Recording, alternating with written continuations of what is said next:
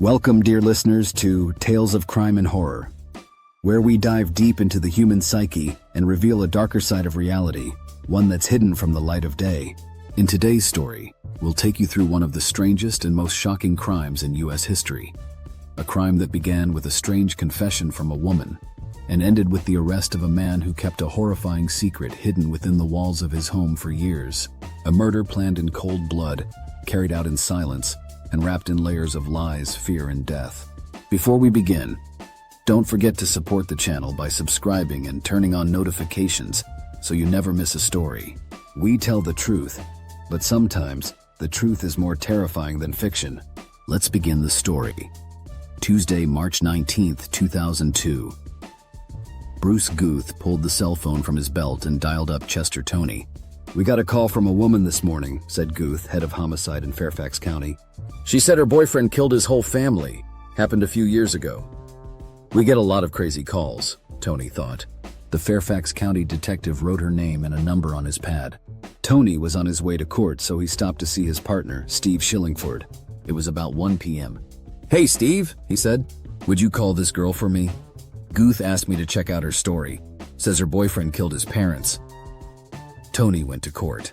By the time he returned, Shillingford had the young woman, Vicki Henry, on the phone. "My ex-boyfriend killed his mother and father and brother," Henry told Shillingford. "Did you see it? Did you see the bodies?" he asked. "No," she said. "He told me about it." She started to tell him more. Shillingford put his hand over the receiver. "Doesn't sound quite right," he told his partner. "Just tell her we'll meet her," Tony said. They agreed to meet at 5 p.m. at the Reston Town Center in front of the Hyatt Hotel. The detectives grabbed a tape recorder and jumped in Shillingford's Dodge Intrepid. They took the back way to Reston Town Center, parked in front of the hotel, and waited. It was 5 p.m. Vicki Henry drove up in a white BMW convertible, got out, and looked for the detectives. Henry, a petite Vietnamese woman in tight jeans, looked to be in her late 20s. Her long hair was streaked blonde. The detectives nodded at each other. Shillingford got out to greet her. "Would you mind following us to the Reston District Police Station?" he asked. 15 minutes later, Henry sat down in the interview room, crossed her legs, and started to talk. She was at times calm, at times bubbly, but she was eager to tell her story. In 1998, she had been a stripper at the Camelot Club on M Street in downtown D.C. An Asian guy, Ed Chen, took a shine to her.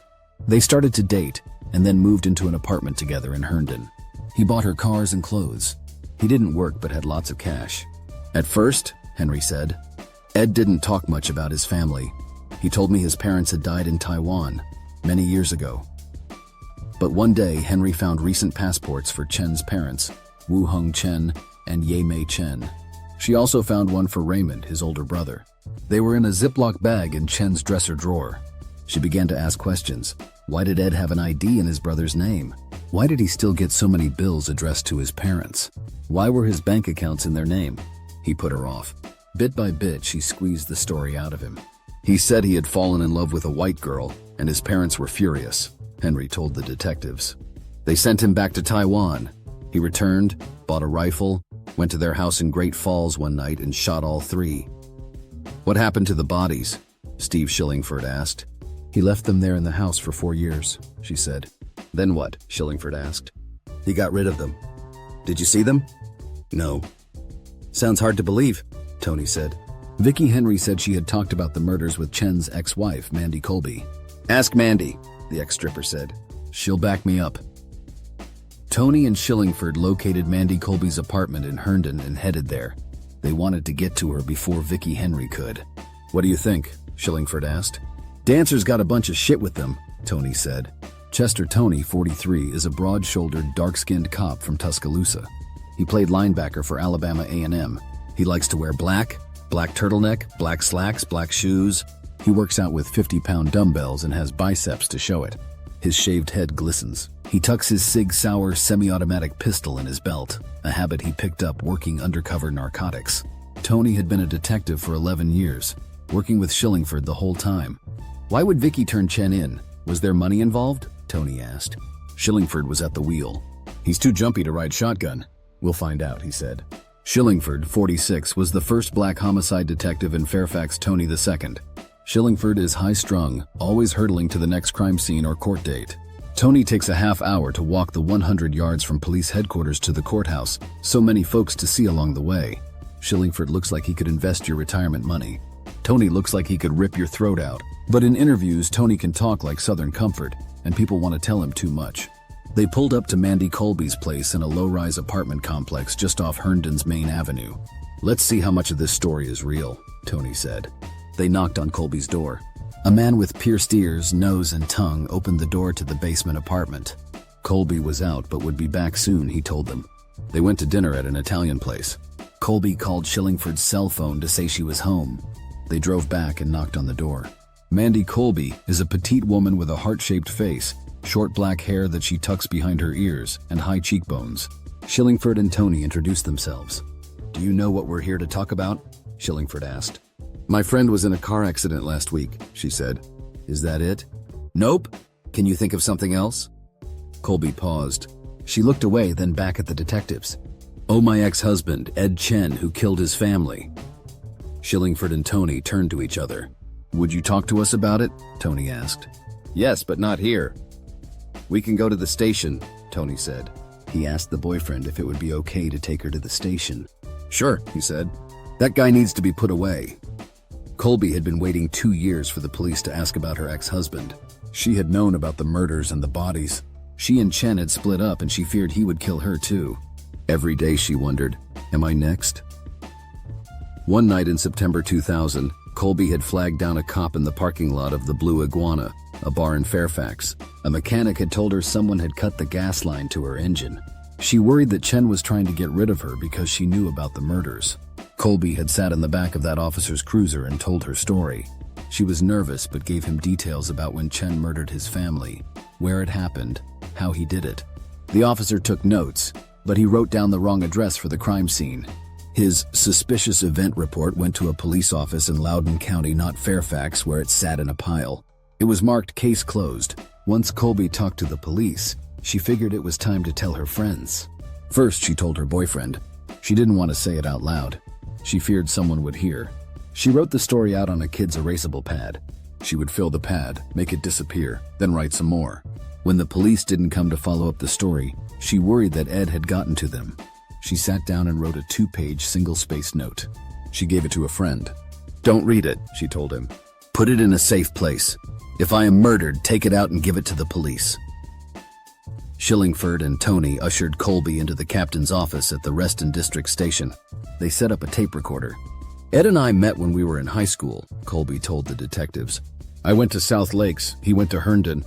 Before I dropped out of school, I took ROTC at Herndon. Ed would drive me home. He was a nice guy." Everyone thought Ed Chen was sweet. He was generous with his time and money. He always drove nice cars. Parents wanted their kids to be polite like Ed. They knew he had been born in Taiwan and that his parents still spent much of their time there. He had an older brother, Raymond. The family lived in a big house in Great Falls. "Ed came to my first wedding," Colby said. She was 16 at the time. She walked down the aisle in a white wedding dress specially fitted because she was pregnant. Ed gave the couple a toaster. Her friends always said she and Chen would make a good couple, and when Colby's first marriage ended soon thereafter, they started to date. Chen invited her to the junior prom. When Chen was admitted to the University of Virginia in 1994, he moved her down to Charlottesville, where he rented her a separate apartment in his neighborhood. But Chen's parents were angry that their younger son would have a relationship with a Caucasian, especially a divorced woman with a small child. One day, Ed's brother Ray showed up at Mandy's mother's house in Reston and confronted the couple. Ed didn't put up an argument. He left with Raymond, Colby told the detectives. Raymond Chen wrote Colby a letter. "Just because you eat Chinese food or learn a few kicks, you would not understand our culture. Ed is a good catch, and I can see why you're interested in him, but we expect more of him. We expect him to go to the best school and marry the best girl. I wish you luck with you and your daughter. You must live with the consequences of your actions. My parents are heartbroken over your relationship." In the spring of 1995, Ed told Mandy he was going to Fredericksburg for a job interview. He didn't come back that night. The next morning, Mandy picked up her toddler and walked to his apartment. Ed's clothes and computer were gone. "He left without a word," Colby told the detectives. "Chen contacted Colby from Taiwan. He said he had gone back to have his wisdom teeth removed. He sent her checks. What Colby didn't know was that Chen's parents and brother had flown him to Taiwan and put him in a mental hospital. Tony listened patiently, but Shillingford was getting antsy. "I had moved back to the Reston area," she said. "One day in late summer he called up out of the blue. He said he was back and we would be together. He asked if they could meet at the Worldgate Shopping Center." Colby was wary. It was August 1995. Ed Chen was 19. "My parents aren't going to bother us anymore," Chen told Colby. Shillingford asked, "Did he tell you he killed them?" "Not yet," she said. In the following days, Chen seemed in need of comfort, Colby said. They would go to her townhouse and curl up. She thought his parents had disowned him. At one point, Chen told Colby that he had killed someone for his parents. In return, they would leave them alone. The body was in the Great Falls house. But the story kept changing, she told the detectives. "Sometimes he would tell me the body was upstairs, sometimes it was downstairs." Chen and Colby started to see each other every day. Colby was living with her daughter Leah at a friend's place in Centerville. "I never could trust him, so I asked him questions about everything all the time," she said. One night, sitting in Raymond's Acura Legend, Ed told Mandy the whole story. "He also said he would kill Leah if I told anyone." Chen told her he had bought a hunting rifle at Kmart. On August 17th, he stayed in the guest room at the Great Falls house. He waited for his parents and brother to fall asleep. He got the rifle and went to his older brother's bedroom. "He said that Raymond was first," Colby told the detectives. "Raymond's eyes didn't close when he shot him, and that meant he knew who the killer was. He ran down the hall to the master bedroom. Next was his mother. He did talk to his father and then shot him." Chen told Colby he put down the rifle and waited for the police to come. He figured someone had heard the gunshots and called 911. He waited more than an hour, listening for sirens. No one came. Chen closed the front door and drove away. "Did he tell you why he shot them?" Shillingford asked. Colby said Chen told her they wanted to kill her. "I was very, very much in love with Ed at the time, and that was unconditional and blind," she said. "I figured if he who I cared so much about and was such a good person did this, he must have had a good reason." Shillingford and Tony took a break. They got up and stretched before the next round. "Did you ever see the bodies?" Shillingford asked. "Eventually," Colby said. Mandy and Ed lived together in hotel rooms until they got an apartment. He did not return to UVA. In September, when Ed was working in the yard of the Great Falls house, Mandy stopped in to use the bathroom. She noticed an odor. She later drove by to bring Ed lunch but didn't go in. In November, Mandy was pregnant with Ed's child. Ed took her to the Great Falls house. "How did you come to the agreement to go to the house?" Shillingford asked. "There was a certain amount of morbid curiosity. I wanted to see if it were true," she said. "And I figured it was the only way I could get Ed to stay with me." "What was it like?" Tony asked. "Ed and I arrived at the house," she said. They entered through the basement, then walked past the pool table and up the stairs. She lit 3 incense sticks in the kitchen to mask the smell. They wore painter's masks with essential oils. "It burned my eyes," she said. In the master bedroom on the top floor, Colby saw piles of blankets on the bed. Chen's mother's tiny feet stuck out from beneath. His father was on the floor in his white undershirt and boxers. There was blood on the wall and a green trash can over his father's head. "We just stood there," she told them. She began to shake. Ed went to check the thermostat. "He left me alone in the bedroom for 10 minutes. I couldn't bring myself to walk into Raymond's bedroom." On the way out of the house, Chen asked what he should do with the bodies. He thought about setting the house on fire or burying them in the yard. He had already started to dig 2 graves out front. "No," Colby said she told him. "Wild animals will get to them." Tony and Shillingford took Mandy Colby home and went back to the police station. Shillingford called Homicide Chief Bruce Guth. "We've got a strange one here," he said. They also put a call into Fairfax County Prosecutor Robert Horan. He's been Commonwealth's attorney for 38 years and works closely with detectives. They call him at all times of the day, but save their best for after midnight. "You're not going to believe this," Shillingford told Horan. He related the outlines of the Ed Chen murders. Vicky Henry had told them the basic story, and Colby had corroborated it with more detail. Horan, 72, has prosecuted at least 200 murder cases. He's a ruddy-faced country lawyer. He loves the courtroom. He often goes for the death penalty. He listened and thought, "This is the ultimate in bizarre." Horan trusted Tony and Shillingford. They wouldn't bring him into a wacky case unless they figured they would get their man. Still, he was the one who would have to take the case before a judge. At this point, they had no bodies, no weapon, no evidence, no witness, not much of a motive. All they had were accounts by an ex-stripper and Chen's ex-wife. How, Horan wondered, could 3 people vanish? Wednesday, March 20. Great Falls is a pastoral community along the Potomac River. Mansions and horse farms dot its hills and forested glens. Late in the morning, Shillingford and Tony drove to the mansion on Elmview Place, where Henry and Colby said Ed Chen had killed his parents and brother. Bruce Guth and other members of Fairfax police brass had gone to the house to alert the new owners that their home was part of a murder investigation.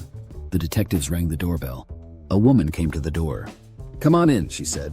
The streets are freshly paved in the neighborhood where Edward Chen grew up, in the old Saybrook section of Great Falls near Seneca Road. Though most of the houses on Elmview Place can be seen from the street, the Chen's salmon-colored brick home with blue shutters and a 3-car garage sits behind cedar trees. The detectives and the homeowners sat down at the kitchen table. They said they had met Ed Chen only once at the closing. He told them his name was Raymond Chen. They bought the house for $200,000, a steal in a community where houses were going for $1 million. It was a disaster inside, the owner's husband said. There was no odor, but the sheetrock had fallen from the walls and ceilings.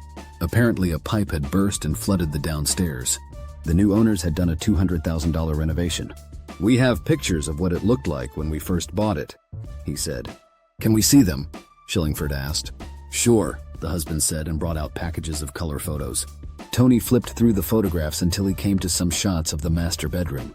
He noticed a dark stain on the floor next to the bed. He thought back to Colby's description of where the bodies were when she saw the house in 1995. The head of Chen's father would have been at the spot of the dark stain. "Would you mind taking us on a tour of the house?" Tony asked. The master bedroom was renovated with new wood floors and fresh paint on the walls. Tony asked the owner to describe what the room looked like before they put down the new floor. The owner walked over by the bed. "This is where the stain was," he said. The detectives thanked the owners and headed toward their car. "We need the crime scene guys," Tony said. "We're going to have to cut into the floor." It was late evening, and Shillingford was still antsy. He wanted to nail down one more piece of the puzzle. Mandy said she wrote a letter and asked her friend to put it in a safe place in case she got killed, he told Tony. "Let's try and find it." Even as a boy growing up in Detroit, Shillingford liked to wear a gun on his hip and a badge on his shirt. His father was a postal worker. His mother worked as a secretary for Ford Motor Company. Neither parent had gone to college. His older brother got swept up in the civil rights movement and went south, joining the Republic of New Africa group in a small Mississippi town. When sheriffs approached their house one day, a gun battle ensued, and an officer was shot dead. Shillingford's brother served 5 years for murder. In reaction, Shillingford decided to study crime. He ran track in high school and majored in criminology at Eastern Michigan University. He graduated in 1983 and looked for work in a police department. He landed a job in Fairfax in 1984, moving up from patrol to narcotics, financial crimes, sex crimes, and finally homicide. He says he works by a simple rule: "I have a hard time letting people get away with murder." Colby had given the detectives her friend's name, Mike, and said he was waiting tables at the Silver Diner in Reston. They drove to the diner. Mike no longer worked there. They went back to headquarters and punched his name into their computer. His parents lived in Fairfax City, close to the police station. They drove over and knocked on the door. Mike answered. "Mandy said she gave you a letter a few years ago and asked you to keep it in a safe place," Shillingford said. "Do you still have it?" "It's in the garage," Mike said. He led the detectives around to the back and opened the garage door. He knocked away cobwebs and moved things until they saw a small safe on a shelf. He opened the door and brought out an envelope. He handed it to Shillingford. "I never read it," he said. "Thanks," Shillingford said. Colby started her handwritten letter with her name, social security number, and date of birth. "I have contacted the police about the events I'm going to describe in this letter," she wrote, "but I worry that I will be killed before I get to give all the crucial details needed to put this to rest." Shillingford read a page, then handed it to Tony. It was the same story that she had told them the night before, with a few more leads and the emotion of a deathbed confession. "I stayed with him because we had history, because of fear," she wrote. "I loved him. I knew it happened, but I couldn't see that in him. I didn't want to, so I ignored it." She wrote that she told Chen she was pregnant. He said he would stay with her if she helped bury the bodies. They married. He left her shortly for an Asian woman. They got back together for a time, but it didn't last. The birth of their daughter changed Ed Chen. He relished the role of fatherhood. He criticized Mandy for hanging out with the wrong crowd. "We got a divorce after a year of marriage," she wrote. She ended the note with a crucial tip. "He told me he'd chop them up and dump them somewhere. I know his friend Bill showed him how to navigate a certain place." Colby had mentioned Bill to the detectives in the first interview. Thursday, March 21, Tony and Shillingford went back to Great Falls in the afternoon. They had a few questions for the people of Elmview Place. How could the bodies of 3 people have remained in a house for 4 years without any questions from neighbors? Colby had told the detectives that Ed Chen had hired landscapers to mow the lawn and keep the shrubs trimmed. He stopped by every weekend to check on things. From the outside, everything looked normal. "But didn't neighbors miss the Chens coming and going?" Tony asked Shillingford. The neighborhood Tony grew up in Alabama, didn't have much in common with Great Falls. It was a working-class neighborhood on the outskirts of Tuscaloosa. Folks lived in ranch-style houses. The crack of a .30-30 rifle inside a house would bring the entire community into the street. Tony was the middle of 5 children. His father had left school after 2nd grade and gone to work. He was a floor and tile setter until he started farming 10 acres of vegetables. Chester Tony got strong working the fields and got fast playing football. He and his 2 brothers and 2 sisters all went to college. Tony became a police officer because he believed he could apply his love of athletic competition to a career in law enforcement. Tackle a fullback, take down a thug. He also knew that blacks in Tuscaloosa rarely threw out the welcome mat for police. He figured that he might change that perception. He graduated from Alabama A&M with a business management degree in 1985. A year later, he signed up with the Fairfax Police. He planned to stay a couple of years. Now it's home. Shillingford and Tony knocked on doors up and down Elmview Place into the evening. Most of their knocks went unanswered. Tony tried the house that shares a park-like backyard with the Chen's former home. A woman answered the door. "Did you ever notice anything odd about the house behind yours where the Chen family lived?" he asked. "Not really," she said.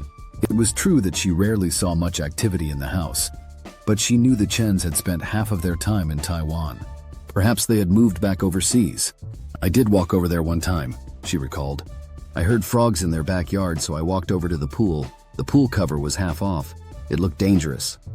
She told the detectives she could see in the windows, and it looked as if the ceilings had come down. She saw the 2 mounds of dirt in the front yard. She walked home and mentioned her mission only to her husband. "You'll have a last name?" Tony had asked. "Bill Sturgis," she said. "I wonder if someone's buried over there," she told him. Friday, March 22nd. At 6 p.m., Tony and Shillingford met with Bruce Guth and Detective John Wallace at Ruby Tuesday in Reston Town Center. 4 days had passed since Henry's tip. What was next? They tried to piece together a profile of the Chen family. They knew that the father was in the refrigeration business in Taiwan, but they also had heard that he might have been involved in money laundering. His wife did not speak English. They knew that the parents often traveled back to Taiwan. The Chens also had bought a number of houses and apartments in Northern Virginia. As far as the community was concerned, Shillingford said, they were recluses. Ed Chen's parents had brought him to the United States when he was 11. He grew up wanting to assimilate. They spoke Chinese. He wanted to talk teenage slang. His brother Raymond doled out the money and tried to keep his little brother in line. Ed was a quiet kid. He wasn't great with the girls. Mandy was one of his first sweethearts. Raymond was more active in the community. Still, he had few connections. The Chen family liked it that way. Ed's parents always prepared to flee Taiwan if they had to, Colby had written in her letter. They spent their whole lives preparing people for their disappearance, which made it easy for their second son. After Ed killed them, he told people here that his parents had died in Taiwan. His story for the Taiwanese was that they died in a car crash in the United States. Colby and Henry said that Ed had assumed Ray's identity and gotten a driver's license in his name. The detectives found documents to verify the swap. He had been paying taxes in his parents' names. They knew that Ed Chen had gotten custody of Samantha, the daughter from his brief marriage with Mandy. Father and daughter were living in an apartment in Herndon. They also had verified that Ed Chen had bought a rifle at a Kmart in Herndon on August 15, 1995. It was a .30-30 deer rifle. The prosecutor, Robert Horan, said he needed more evidence, a murder weapon or a witness or a confession. "All we really have is 2 holes in the yard with nothing in them," Shillingford said. And they had Vicky Henry, who could go back to Ed Chen at any time. "We have no idea what she's going to do," Tony said. Horan had given them some advice. "Keep Vicky close." Tuesday, March 26. Tony and Shillingford knew one way to keep Vicky Henry close and reel in Ed Chen.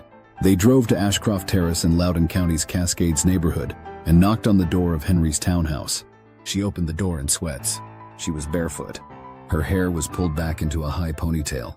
"Can we come in and talk for a while?" Shillingford asked. "Sure," she said. She was sipping champagne. She offered them some. They declined. The house was decorated with framed art on the walls and plush furniture. A maid was vacuuming, so Henry led the detectives to her bedroom. They could see into the bathroom, where candles were perched along the edge of the jacuzzi. They sat around on the bed in armchairs. Tony thought to himself, "Vicky has come a long way from swinging on a pole at Camelot." "Hey," Shillingford said, "would you mind calling Ed so we can tape a conversation? Maybe you can get him to talk about the murders." She kept sipping. "I don't know if I want to do that," she said. "Why not?" Tony asked. "He might catch on," she said. The room went silent. Tony took over. He steered the conversation to movies and looped around to champagne and routed it back to the phone sting and how Henry would make a good actress. He worked her long enough to ease her fears. She agreed to tape a phone call. Shillingford went out to the car to get the tape deck and headphones. He also called 2 teams of detectives. Bruce Guth was a few blocks away to serve as backup. Earlier in the day, another team of detectives had located Chen's Acura Legend and outfitted it with a bird dog, a transmitter that would allow them to track his movements. Shillingford went back to Henry's place and wired the phones. Henry called Chen's apartment. No answer. Tony asked Henry, "What's your favorite drink?" "Jose Cuervo," she said. She sipped her champagne. "I have to make a run," she said. "I'll be right back." Ed Chen's friends never trusted Vicky Henry. The lipstick was too heavy, the nails too bright. All she ever wanted to do was shop. They figured she was after Chen's money. In the mid-1990s, Reston and Herndon were bursting with cash from Northern Virginia's high-tech boom. Reston Town Center was a monument to new money. White tablecloth restaurants like Morton's and McCormick and Schmick's lined the streets behind facades that were designed to give the new buildings an old-time veneer. Reston Town Center looked like the backdrop for a Pottery Barn catalog working hard to look authentic. It was not unusual to see Ferraris and Maseratis cruising the streets along with the Beamers and the Benzes. Some of the fancy cars were gifts from Ed Chen. Colby could list a few of the 8 cars Chen had bought for members of their circle of friends. An Acura Legend for one, a Nissan 300ZX for another, an Isuzu Trooper for her, a BMW 850 for another buddy. When Chen married Colby, he took 8 of their friends along on the honeymoon to Cancun. If a friend needed some cash to buy a house or fix a wrecked car, Chen was there. His friends called him the philanthropist. Colby had told Tony and Shillingford that Ed Chen had banking and investment accounts in various states. The detectives had asked one of the financial sleuths in their unit to follow the money trail. He started to identify accounts in Wisconsin that were linked to accounts in Maryland. One had 1.8 million, another 1.9 million. Chen traded stocks over the internet. If he needed cash, he would sell one of the family properties. But when Chen took up with Vicky Henry, his friends said the money flowed in her direction, to her clothes, to her family in Florida, to her bank accounts. Chen and Henry had a volatile relationship. In 2000, Chen had Henry arrested on a domestic assault charge. In retaliation, she told detectives that he was using a fake license in his brother's name. Shillingford found the records to verify the story, but no one followed the lead that might have taken them to the murders. The police trailed Henry when she left her townhouse. She drove to Reston Town Center and picked up a guy at the pool hall. They drove to the Hyatt and parked close to the hotel. They disappeared and returned in less than an hour. Meanwhile, Tony and Shillingford went out for a bite to eat. Tony had Guth pick up a 5th of Jose Cuervo. Then the officers tailing Henry called, "She's heading back." Tony waited until he knew she was in her townhouse before he called. "Are you back?" he asked. "Come on over," she said. The 2 detectives went back to Henry's living room and organized the taping gear. Tony excused himself to go out and get the bottle of tequila. Guth told him that Ed Chen was back in his apartment. It was time to make the call.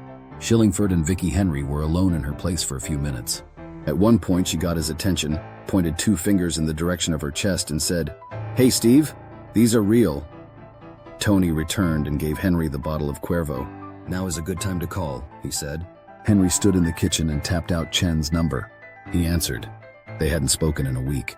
Henry said she was having a hard time emotionally. How would you feel if you had to hold a secret like that? She asked. I would hold it well, Chen said. I wouldn't say shit. That's part of the deal. You keep secrets. Henry kept Chen on the phone for 30 minutes. Shillingford listened on the headphones, jotted suggestions, and slipped them to Henry. Do you miss your parents? She asked.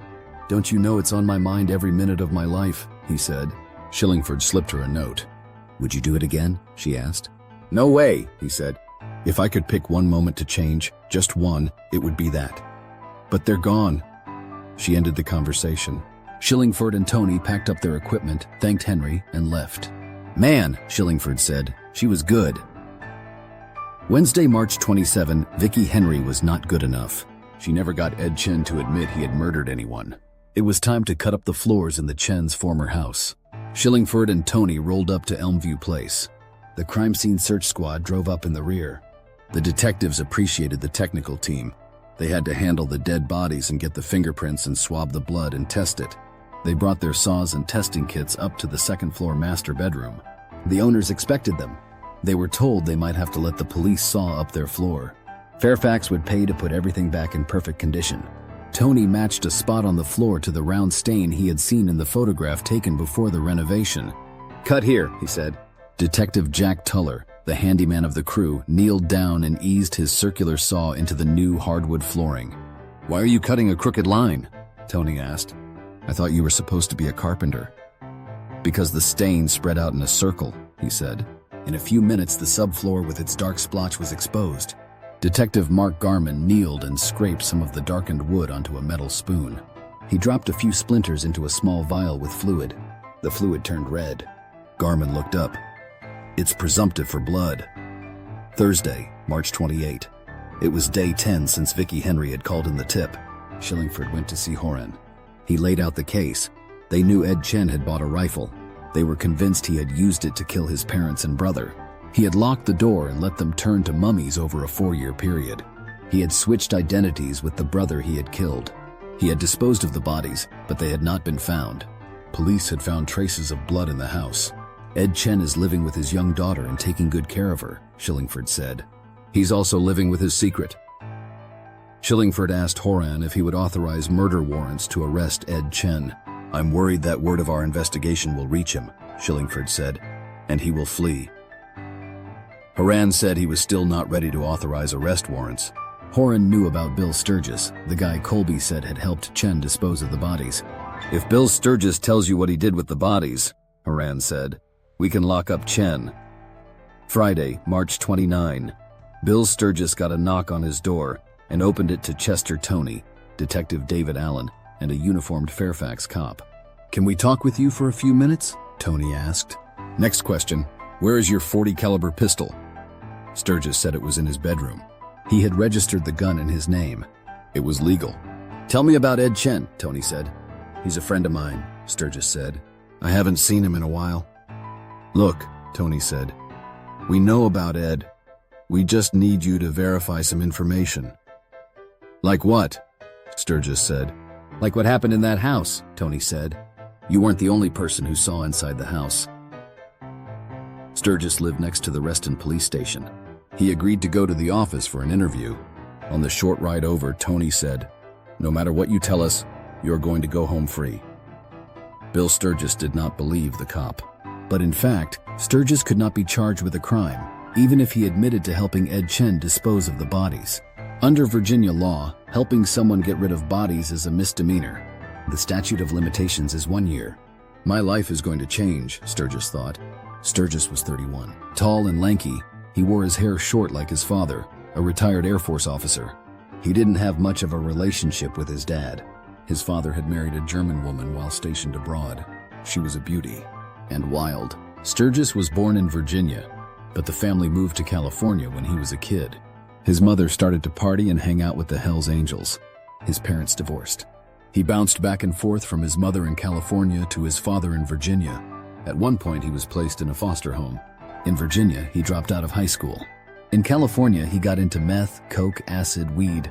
One day he looked in the mirror and saw a scrawny teenager with hollow eyes and decided to leave his drugged-out life in California. He got clean, lived on a Caribbean island, then moved back to Virginia. He got his GED and a job as a mechanic. He had bad credit and could afford only an apartment in a bad neighborhood. Sturgis met Ed Chen when he was working on cars at HBL of Tyson's on Leesburg Pike. Then Sturgis started waiting tables in restaurants. It was late 1998. They would hang out at Clyde's in Reston Town Center. Though they were unlikely buddies, they bonded. Chen showed an interest in Sturgis, and Sturgis was a good listener. Ed Chen had a lot to say. He told Sturgis that his parents and brother had held him down. They had tried to control his every move. He felt like their slave. He was lonely amid his friendships. Sturgis could identify with Chen's struggles. To Sturgis, Chen was a kindred spirit. Chen and Sturgis joined a loose group of friends who would drive to D.C. and hang out at MCCX 3D on Connecticut Avenue. They hit the strip clubs. Sturgis was with Chen when he met Vicky Henry at Camelot. He also knew Colby because she was part of the crowd. Above all else, in Bill Sturgis's eyes, Ed Chen was a great father trying to raise Samantha, then 2 years old. When they hung out at Chen's house playing video games, Chen would listen to Samantha sleep through an intercom. She called Sturgis Uncle Billy. Being a good father made Chen gold in Sturgis's view. At the police station, Sturgis wanted to cooperate as little as possible. He still thought Chen could get away with the murders. He knew there was no evidence. "Can I smoke?" he asked. There was no smoking permitted in the public building. "Sure," Tony said. "Go ahead." All Tony wanted was confirmation that Sturgis had seen the bodies and helped Chen dispose of them. He stepped out of the interview room and called Shillingford. "We have Bill here at the Reston station," Tony told his partner. "He's not being cooperative yet." Shillingford was waiting at police headquarters in Fairfax, a walk from Horan's office. If he got word from Tony that Sturgis had talked, he was ready to get the arrest warrant and cuff Ed Chen. Sturgis started answering Tony's questions with yes or no. He was burning through his pack of Marlboro Lights, but it became clear that the detectives knew most of the details. Tony's mix of camaraderie and certainty began to wear Sturgis down. "Do you remember when Ed first mentioned that he needed your help with something?" Tony asked. "One day we were watching a movie that involved getting rid of bodies," Sturgis said. "Ed asked me what I would do in that situation." "What did you say?" "I would dispose of them by taking them apart and putting them in a bag and dropping them in the ocean. It was a movie mafia kind of thing. I didn't take it seriously." A week or so later, they were driving in Chen's new silver BMW Roadster. "That situation is real in my life," he said. "I have bodies to dispose of. Will you help me?" "Tony, did he say how many bodies?" "Sturgis. He said 3. "Tony, did he say where the bodies were?" "Sturgis. Not at that point." "What was your reaction?" "My reaction was, really?" One summer night in 1999, 4 years after Ed Chen had shot his parents and brother, he walked Bill Sturgis through the back door of the house on Elmview Place. "Now you're going to know everything about me," Chen told his friend. In darkness, they walked up the flights of stairs. "What did you see?" Tony asked. Sturgis described the mummified bodies, one still on the bed in the main room, one on the floor, another in a room down the hall. Because of decomposition, it was hard to see what nationality they were, he told the detective. They looked to be Asian. Sturgis and Chen walked down the stairs and left through the back door. They stood outside and smoked cigarettes. Chen asked again if Sturgis would help him dispose of the bodies. He said yes. "I told him not to worry," Sturgis said to Tony. "I wasn't going to turn him in or anything." To Sturgis, Chen was a friend in need. He wasn't shocked. He had grown up around Hell's Angels. Chen was a good person no matter what he had done. And for Sturgis, a struggling waiter, this was an opportunity. In exchange for helping him, Chen would give him the silver BMW and $100,000. Chen asked what they would need. Sturgis, who had worked as a plumber and had restored airplanes for the Smithsonian, reeled off a list. A reciprocal saw with long blades, large plastic bags, gym bags, cement to weigh them down, coveralls, masks, and a boat. The next day they shopped for the tools and loaded them into Chen's Ford F-150 pickup. They bought a 19-foot powerboat and took it to Deal, Maryland. They returned to the house, and Sturgis went to work. "How did you feel?" Tony asked. "Numb," Sturgis said. "I had a job to do. I cut up the bodies and stacked them like firewood." "Was Ed there with you?" "Yes." "Did he stay as you dismembered the bodies?" "No." "Did he leave?" "He said if I didn't mind, he didn't want to be there for that. He said he wanted to leave because he knew them. That's all. Sturgis packed the bodies into 4 gym bags. He set them on the living room floor. He mixed concrete and poured it into the bags. They returned a day later, loaded the bags onto the truck, drove to Deal, and headed out into Chesapeake Bay. Sturgis had bought a depth finder so he could find a deep place to dump the bodies. They threw the first bag over. It bobbed up and wouldn't sink. They circled back. Sturgis cut the bag with a knife and held onto it until he felt it pull him down. He did the same with the other bags. On the drive back to Reston, Chen didn't have much to say. A day later, he gave Sturgis the title to the BMW and the first installment $40,000 on the $100,000. Sturgis used the cash to pay a full year's rent on a new apartment in Reston Town Center. Sturgis and Chen drifted apart over the next year. Ed told me he wanted to disappear to start a new life, Sturgis said. Tony turned off the tape recorder and told Sturgis he could go home. He offered Sturgis a ride. I'll just walk, he said. Thanks for talking to us, Tony said. Sturgis said, You know, Detective, I lock my door at night, but that doesn't keep the ghosts out. Tony left the interview room and called Shillingford. Sturgis confirmed that there were 3 bodies, and he cut them up and dumped them in the bay, he said. He gave us plenty of details. We have it. Great, Shillingford said. Shillingford called Horan. Get the arrest warrants, Horan said. Shillingford got the warrants and drove to Ed Chen's apartment in Herndon. He and Detective John Wallace knocked on the door. Chen answered. He was wearing khakis and a maroon and gray polo shirt. I am Detective Steve Shillingford from the Fairfax Police Department, he said. The lie is over. Chen was calm. Can I come in? Shillingford asked. Do you have a warrant? Chen asked. Actually, I do, Shillingford said. You are under arrest for murder. Chen looked over his shoulder. 5-year-old Samantha and a friend were crouched on the spiral staircase, peeking through the rails.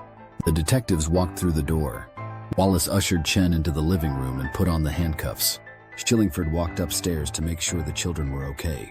Samantha asked whether he wanted to see her room. She showed him her dolls. He explained that they had to take her father away. Shillingford walked back downstairs and introduced himself to Ed Chen, the man he had been working to arrest for the past 11 days. Chen asked whether he could say goodbye to his daughter. Shillingford said yes. Can I take off my handcuffs? He asked. No, Shillingford said. Samantha came down the stairs. Chen called her into the living room and asked for a hug. She put her arms around him. Detective Wallace stayed with the children. Shillingford drove Chen to the police station. He looked at Samantha. I know I'll never see her again, he said, Palog. On December 9th, 2002, the night before jury selection was to begin for his trial, Edward Chen pleaded guilty to murdering his mother, father, and brother. Mandy Colby, Vicky Henry, and Bill Sturgis had agreed to testify against him. The judge sentenced him to 36 years and 1 month. He will be eligible for release in 2039 when he is 62. Chen said nothing in court, but after the arrest, he gave a statement to Shillingford. I bought a hunting rifle at Kmart, he said, and one night, I really lost my nerve, lost my mind, and did it. An hour after returning to his apartment from the Reston police station, Bill Sturgis saw a news flash. Local man arrested for triple homicide. He was worried, but over time he realized he was in the clear. The 1-year statute of limitations on the crime of disposing of bodies had passed. Even though the crime of murder is a selfish crime, Ed is an unselfish person, Sturgis said recently over lunch in Reston Town Center. He's already convicted himself. He spent the rest of his life making up for it. Getting away with it is harder than getting caught. He wasn't a happy person. If it was my choice, I'd have him with his daughter. He was a great father, something I lacked as a child. Mandy Colby felt vindicated at her ex-husband's arrest. Many friends hadn't believed her story. She has remarried, has a 3rd child, and works as a waitress at a Reston sports bar. Samantha, now 8, lives with her. Colby is trying to get some of her ex-husband's funds, which are in trust for their daughter.